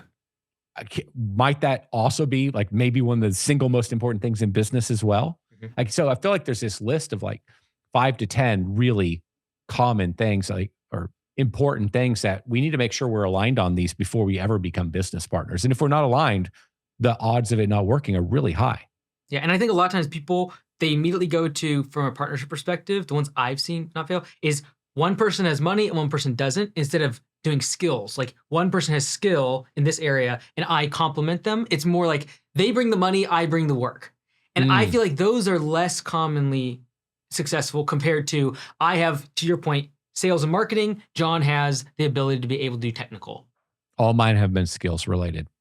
Like it's like we all came into it bringing skills, and we are all actively working. I can totally see that. I can see how I've thought about this as being on the other side of the table now, where I've had a lot of opportunity to invest in businesses. And I've often thought to myself, this person isn't going to like the terms of the deal in the future when it actually works. Mm-hmm. They're going to feel like they did the work, and they're going to devalue the money, and they're going to forget they would have never even been in business had I not financed it. Yeah. I have thought about that so many times. I'll bet that's a very common story. And if it doesn't work out, it's probably your fault because you didn't give enough money. No, that's another experience I've had being involved in a few things where like people always need more money. If they know they can get money, that's always the first thing that they want to do to solve the problem is get more money. Yeah. Which is a whole nother problem, which is a reason I don't like the idea of angel investing. Yeah. I think that's why, same point of like the buy a business is kind of like the fast button. I think sometimes it is the lazy button because like I just want to go faster. Like I'll just go buy it. Then we have the cautionary flags of like that might not be the best use case. I think the same thing is true in the partnerships. It's like, oh, I need money. I'll go find someone with money and I'll become a partner with them. And it's the fast button when is this really a partnership that's set up for success in the future because you have different skills, you bring different things to the table, you have the tension, and it's not just this binary, I bring money, I bring sweat equity. I feel like that's the easy one that a lot of us fall into. Yep. Yep. Yeah. If I'm going to invest in somebody, I want them to have a tremendous amount of skin in the game, like real legitimate risk, so that they're going to be all in all the time. I want reputational risk. I'm not an investor in any other company besides my own. But if I was investing, I would want them to have reputational public risk if they were to fail. I love that. I love that. I hadn't thought about it that way. I love that. You were talking earlier about is it Planet Fitness? Is that the name of your business? Anytime Fitness. Oh, Anytime Fitness. Yeah, yeah. Is that a business you're going to own long term? I don't know. I should probably get rid of it. We're in a remodel. Like they're doing it. The thing that's been really helpful though, the reason I've kept it, it only takes about 30 minutes of my time a week. Guys go there for one quick meeting, and I'm there maybe every other week. So let's just call it an hour or two a month. Okay. I get to see what other franchise is doing internally, and that's very useful for me. And seeing how they pivot, how they adapt. They now have the founders just left, so now private equity is moving in. I'm able to see all of that, and it'd be very difficult to get that same level of insider information if I was outside. So I've kept it for that reason. It does also allow me to not have to pool like a salary and stuff, as big of a salary. So that's helpful. But Do you go work out there? Do you work out there? Once in a blue moon. Like if I'm at a meeting, sometimes I'll quickly, but usually people stop at me because I was a trainer there before. So a lot of people know me. Oh, okay. They still know you after all these years. There's a lot of people that have been, it's the only gym in town. It's a small town. Okay. So, yeah. So how much impact did that have on you franchising Augusta? Oh, huge. So the year before we franchised Augusta, Anytime Fitness was ranked #1 by Entrepreneur Magazine as the Franchise 500. And that was like, I would say peak service autopilot. It was kind of like peak Anytime Fitness. Oh, okay. And so like founders were very involved. They were very focused on Anytime Fitness. Private equity moved in now. So like they have like the bar method. They actually got Orange Theory is now part of the group. The private equity group owns all those brands? Yeah. Now it's like a whole, there's like 5 others, including like Wax the City, a couple others. Anyways. Oh, okay. Yeah, just seeing that insider has been very useful for me. And it was definitely an inspiration because I stepped into the business and immediately saw, I remember like very early on, I was 15, 16, being a trainer and still going to college. And I remember just thinking like, why in the world would you start a gym that wasn't Anytime Fitness? Because I just remember we launched the location. I was still working as a trainer, but we launched the location and we're profitable on the second month. It's because the brand equity. Like people just knew who we were. We hardly spent any money on marketing. We opened the doors, people there. They had systems around like the doors, the key fobs. You know, we didn't have to worry about contract stuff. It was handled by the billing department. Like there were so many systems, and then I had been in lawn care since I was 11, and I was still doing lawn care, and I was just like, there's got to be something for the lawn care industry, and that's when my mind started going towards, how can we franchise the lawn care side? It's after my accident that I said, oh, I have not implemented any of these systems in my business, and I implemented those. So. Okay. How old were you when you had that accident? 21. Okay. Huh. Yeah. So along this concept of the gym, and since you're into all that stuff, how do you think about something else we've kind of talked about? It's come up a couple of times. We talked about like health and fitness and the correlation between performance and business. So how do you think about that in your own life? What are some of your practices? And since you care about this topic, what do you tend to recommend to anyone that asks? Yeah, like when it comes to business and like performance, I think there's always going to be outliers that go against the rule. But I think they're an exception. So people like Trump? Trump, Elon. It's like, but I think on aggregate, like if you just take the average, like if you're healthier, you are wealthier. And I think physical health leads to mental health, and mental health and stability, like we talked about last week, is a huge ingredient to being a great leader and a great entrepreneur. And so I think health is a byproduct of having the necessary ingredients. So like discipline and impulse control. In other words, like doing hard things and not doing things that feel good. Like health is a byproduct of those two things. It just so happens, I believe, that like those same ingredients are what impact business performance. Like if you can just do hard things and not do the things that feel good, you usually can get through hard times and do what's right for the business and get to the parts where people most of the time quit. And so I think it's not that you need to be healthy to have a good business or be a good leader. It's just that the ingredients of good health are also really good ingredients that go into becoming a great leader, entrepreneur, business owner. What you do in one area of your life is what you do in all areas of your life, or however that quote goes. I think that's what the concept you're generally saying. Yeah. Now, Yeah. You're older than me. I don't want to say you're old. Just you're older than me. So I'm interested where you're at on this, because I know you came back to health a lot in the past several years and focusing more on it. So what has that journey been like for you? I've always cared about it. Always. But what I've always been, compared to the majority of people, a pretty clean eater by a lot. And I've always continued to work out, but what happened is business just got so crazy that the workouts would get spread out. They'd be inconsistent. And so it's been more of trying to bring all that hardcore consistency back. And I would say as I've gotten, I'd say somewhere in my 40s, I started to notice that I just feel like I could do whatever I wanted in my 30s. Had no impact. I could be on planes all the time. I could go to business dinners all the time. I could not sleep. I could do all the stuff and it didn't matter. Like, all those in your 30s? I had a high level of 10 energy. more years. Let's go. Yeah. I really felt but it was somewhere in the 40s that it's like, okay, now I've got to try harder. And so I got to make more of an effort. Like, the single biggest one is diet, like where I could maybe slip up on diet more in the past and I'd be okay. Now I can't. I feel it incredibly fast. Like for me, and everybody's built differently, but I've really noticed it as I got into my 40s that I had to be really tight with diet. I could be less on the sleep, but as I continue to get older, I just continue to believe all the stuff has to get dialed in kind of at a hardcore level to keep up your performance. And so I can only imagine what's going to mean as you move into your, 50s, 60s, 70s, what that means. And so I'm seeing that right now, that you've got to be really dedicated. So but yeah, to you, I think you're probably good for a while to come. But you already have everything I know of you. You've already got good habits and behaviors. Yeah, like when I was 11, I had really bad acne. I've heard you say that, yeah. And that's actually what pushed me into fitness. And I I started running and sweating, and then like not greasy foods, not fried foods. So it just kind of became a habit until when I was till I was 17, 18, I had bad acne. And so if I had like a pepperoni pizza, immediate breakout. And so it just kept me for like those 5 or 6 years where I had to be really, really diligent. Yeah. And then it just became a habit. And now it's like, if I don't work out, like it's horrible. Like I don't ever miss a day. Never, ever, ever.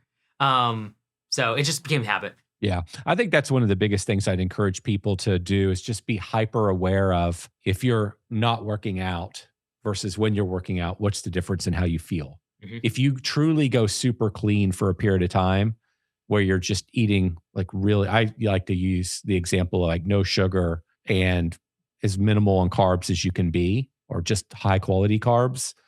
And you get past a week or two of that, and then you add that stuff back in, what happens? Yeah. Like that, if you once you have that experience enough times, you'll see the difference in performance. And I think it's true for people in their 30s and 20s as well. I look around at a ton of people in their 20s and I'm just amazed at how little energy they have.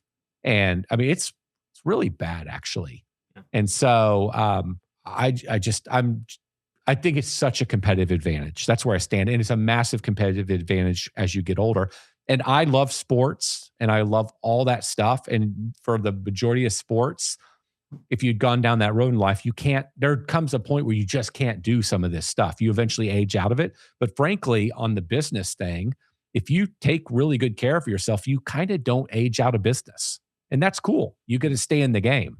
And so it's another argument in my mind about really being hyper aware of what you're doing and how you're eating and all that kind of stuff.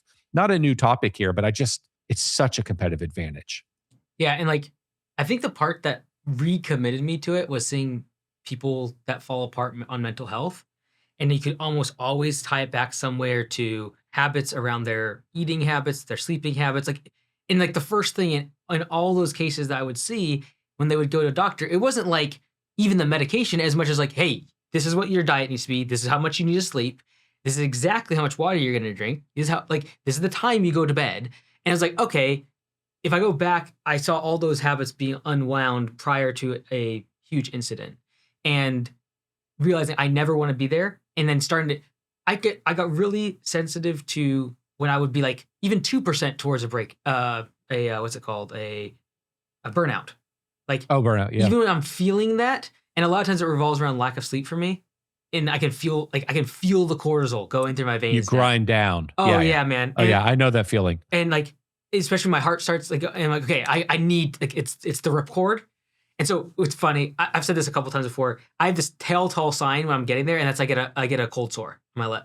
Yeah. Okay. You're run down. Yeah. I just know if I get a cold sore, I am within 24 hours of a really bad low, and I have to get to sleep. It's always been kind of my thing. So yeah. I had one last week when we had the security breach. Not gonna lie. Oh man. You know, an interesting we'll kind of end this one with this, but one of the interesting little things I observed is I took my, call it 3 years, I don't know the exact amount of time, maybe just over sabbatical. And I didn't necessarily feel better in life during that time. This is a little bit of a learning lesson. I probably had heard stuff like this, but it really made it real for me. I just remember so it started during COVID. I took my break, and and also I've always worked in an office, and I like being around people. I'm extroverted in the right situation. I'm introverted as well. I'm both.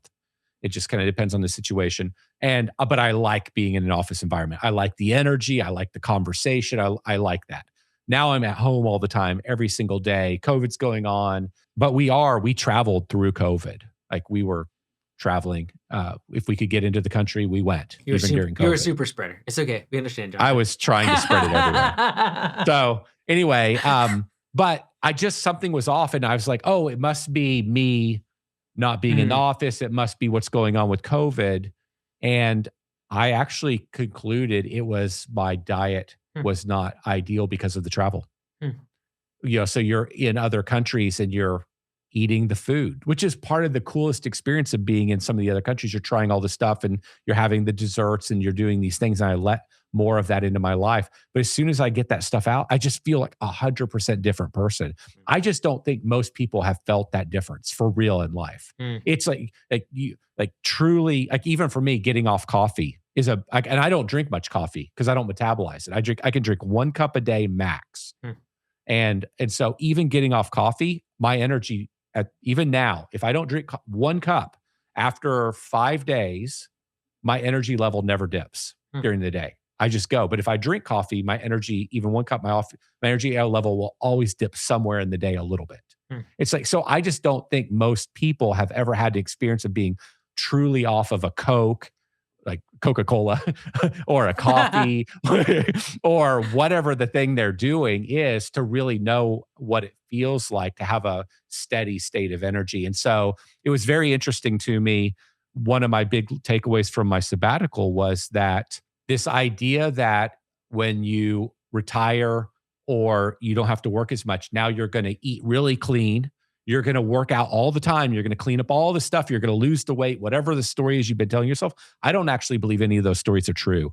After doing that break, I'm more convinced that you are more likely to have a healthier diet and exercise when you're actually busy, when you have other stuff and you're maybe having to live a little closer to a schedule and a routine. Whereas when you retire or go on break, I don't see almost anybody pull off the story they've been telling themselves about living healthier and working out more and sleeping more. I do not see it.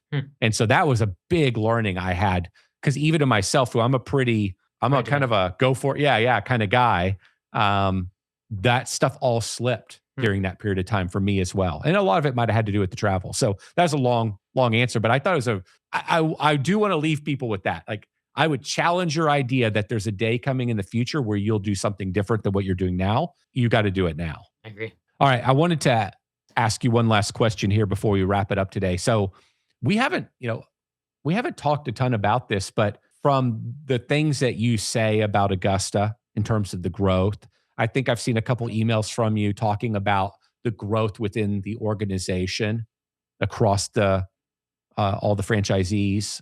It sounds like things are going pretty well. The business is growing. It all sounds positive to me. What are some of the things that you think are working really well for the franchisees that are allowing their businesses to keep growing? Well, first, let me say, not everything is going well. Of course I have not, but 100 yeah. things that need to be improved. The story of business forever. Oh man, yeah. So I'll put that asterisk there because there's always Yeah. so many things that need to be changed. But I think the biggest thing in home services is having a drop off in revenue for the winter, the off season, etc. And so 2 years ago, I just like that was my only thing we would talk about. It was like if it wasn't fixing what we called Q4 collapse, everything else was off the table. And so we created 5 different tracks because for some markets it doesn't work to have snow plowing, which is like track 3. It doesn't work to have winter services because there is no bushes. Some people don't want to do Christmas lights. So we had created 5 tracks for the off season, and the objective was do not have a month where you ever lose money or drop below 50% of revenue of your best month. And that was probably my marching, like the only thing I thought about for 16 to 18 months. And creating those 5 tracks, we have a whole like AugustaLights.com now for every location. If they do lights, selling winter services over the phone, online, like same thing with snow services. So, like it was all off-season stuff. And so, yeah, like the email I think I'd sent out a few weeks ago was like Q4 across the organization, it was like 120% revenue from one year to the next, just by focusing on it. And it was like in absolute numbers, like 8 million to over 15 million, 16 million for that quarter. And that's always been our worst quarter. And then it hurts Q1 because you're trying to like put money into the business and grow and expand and get ready for Spring Rush. So a lack of preparation for Spring Rush actually came from a bad Q4. And so I actually think that's the root of like why now these numbers are coming out the way they are, and even like our lead flow.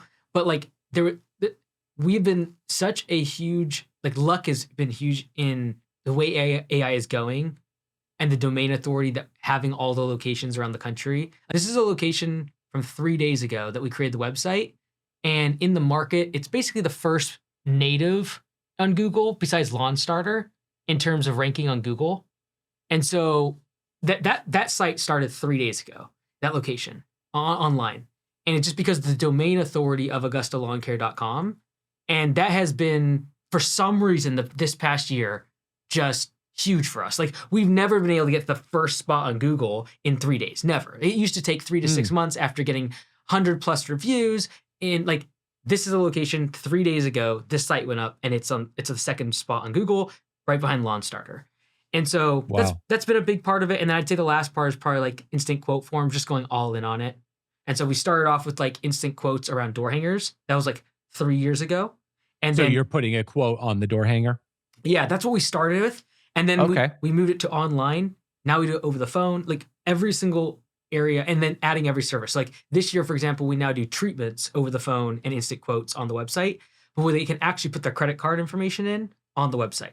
And so when you say treatments over the phone, what do you mean by that? So like a basic treatment package or a premium treatment package. So fertilization weed control, essentially. You mean you're just selling it on the phone? On the phone, but also the website. So someone can, they'll get mowing and then it's like, hey, treatments, and they can do basic and premium and put their card on file. The card on file part was the unlock for us, because you can have someone go through the form, fill it out, but then if you can't get their card information, you're harassing them trying to get it on before you get the service set up.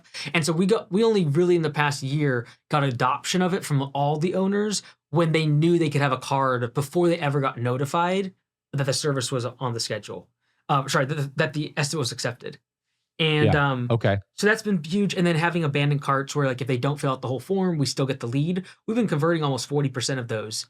So even if they see the price and bounce, because that was always a reason why you don't do instant quotes on your website, is if they bounce, then I've lost a lead.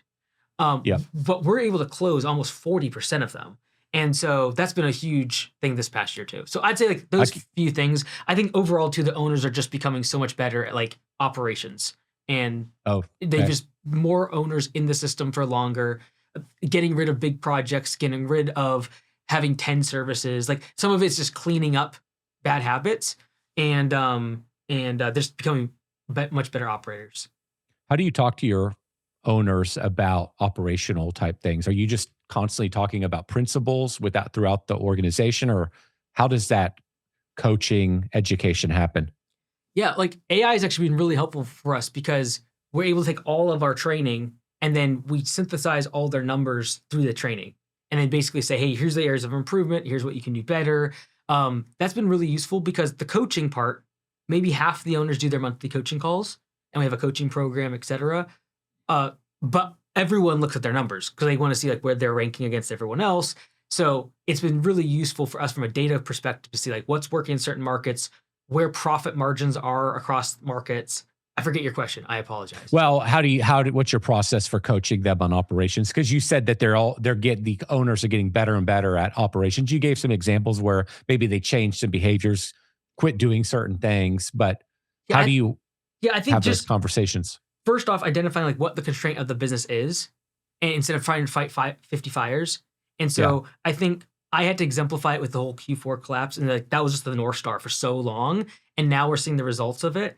And so I'm really encouraging like you finding your constraint is inside the 4L framework, and then you just focus on it. Like that's all you think about. And then I'm doing my part of trying to get anything besides operations off their plate. So like, can we do Augusta leads so they don't have to think about optimization of their Google, LSA and else? Like we can just do that for them, because like operations is so hard when you're scaling. It's always what breaks. And so two-prong approach is like, how can I take stuff off their plate? Even making Command Center where it can serve bigger businesses. It's like our current constraint right now is once they start hitting up against 1 million, Command Center isn't as useful, or like there's more cuts that happen. They're happy as they're growing, but then as it gets bigger, it's like, hey, I have multiple GMs, I have different moving parts that make it hard to have Command Center service them. So that's the part we're really trying to work on right now.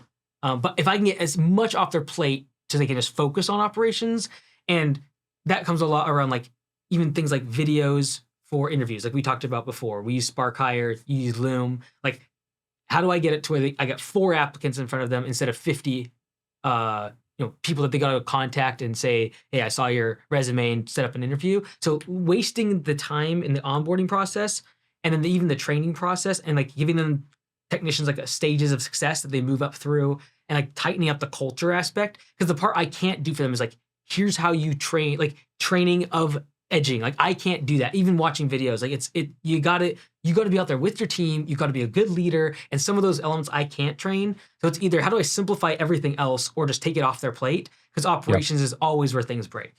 Yeah, it makes perfect sense. But I'll be very clear. We have so much room for improvement. It's not everybody. Even close. It's yeah. Everybody does. So, yeah. But, well, it's fantastic. Anything else you want to talk about before we wrap it up today? No. Are we gonna do financial advice though? Yes. All right. You kick it off. So you go. You go ahead. Mine's simple. It's kind of what I talked about at the beginning. It's top of mind. Data attribution. Now this is really hard when you're small. Do you do this kind of stuff for your team, or you guys just manage it all? As much as we can. It's still very hard. Very hard. Yeah.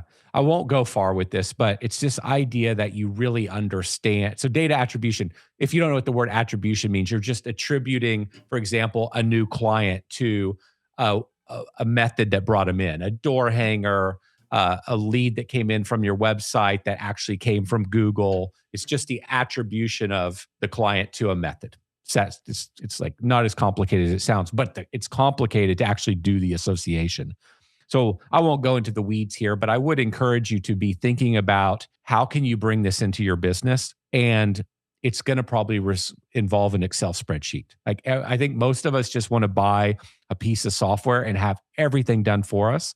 I will tell you, I do use the software What Converts, and I dump a lot of data out of Service Autopilot as well. Like behind the scenes, when you're filling out one of our Service Autopilot forms, we're tracking 10 pieces of attribution data in hidden fields.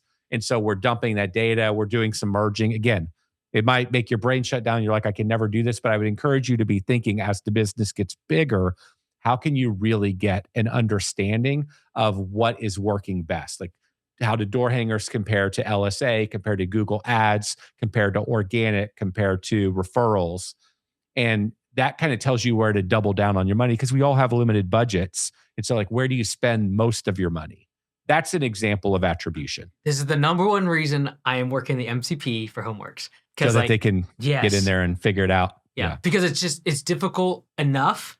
It's difficult. Let alone if you just have a spreadsheet and you're just throwing stuff at it. It's like, you could literally, it's kind of like the inflation numbers, the government, they can kind of make it whatever they want. Right? You could tell any story you want to tell. Anything. It's like, door hangers are working great. Google is working great. It's like, no, turn off Google. Oh, you still have 80-90% of your leads still come in. Yeah. So the other example is door hangers are working great, and then you dig in a little further, you're like, oh wow, they do bring in a lot of clients, but those are my highest churning clients. Yeah, exactly. And so this is, and I'm not saying they are, that's not the data, but it's really complicated. So I hesitated to even mention this one. Yeah. But I do want to put it on your plate and your radar as you grow this business. This is something you aspire to do. Yeah, and there's so many variables, and that's why I felt like the best way to do this was going to be the MCP. There's still going to be holes, but the ability to be able to say, for example, the churn aspect based upon their referral source or the lead source. Yeah, that's a hard thing to measure. It really is. Anyways. Yeah. Cool. So what's yours? My non-financial advice is very simple. Take, if you're married or if you have a significant other, take them for a cooking class. We did our first one together. Yeah. It was great. I'm usually not that type of person, but it was fantastic. It was great food and we had a great time. So. Did you cook it and eat it there? Oh, yeah. Oh, man, it was great. Chimichurri on some steak, and the chimichurri was really the bomb. And what else? Oh, empanadas, which I just took all the crust off and just had the meat, but it was still great. And then like a salad. It was fantastic. Chef led it. There was like 8 couples, and it was a great time. Who's the cook in your house? It's not even close. It's free. I don't ever do that stuff. I have not at a single time loaded the laundry or the dishwasher. She will not allow me. Okay. Hey. So I know you're the dishwasher, but like I have not touched it. That's my one job. That and the trash. Let's go. Yeah, I do the trash. Well, we have somebody that comes to our house twice a week to clean, and they do the trash, but then. Yeah. So I guess really my job's to take the trash up to this side. It's okay. We know the humanoid robot's going to come based upon last week's episode. It's coming. Oh, man. So, all right, good. Good seeing you. Good seeing all of you. We'll see you next week.